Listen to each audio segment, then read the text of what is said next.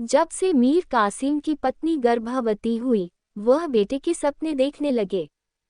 लेकिन जब उनकी पत्नी ने बेटी को जन्म दिया तो मीर कासिम के सारे सपने चूर चूर हो गए।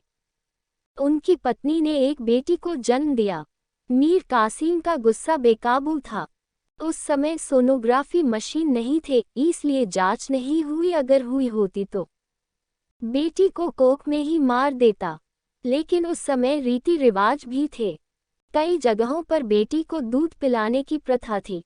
वहीं रेगिस्तान में रहने वाले लोगों में बेटी पैदा होने पर गड्ढा खोदकर दूर रेगिस्तान में दफनाने की प्रथा थी।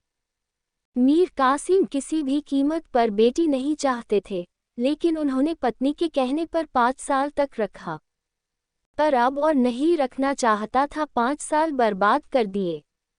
फिर एक दिन उसने निश्चय किया कि बेटी खर्च करने का गड्ढा बनती जा रही है। और एक दिन उसने अपनी पत्नी से कहा, कल सवेरे मैं इसे गाड़ दूंगा। पत्नी बहुत आनाकानी कर रही थी, लेकिन मीर कासिम ने इसकी एक शब्द भी नहीं सुनी।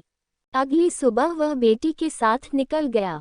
वह एक हाथ में बेटी और दूसरे हाथ में फावड़ा लिए दूर दूर तक चलने लगा। सुनसान इलाके में तलाश करते हुए दोपहर बीत गई।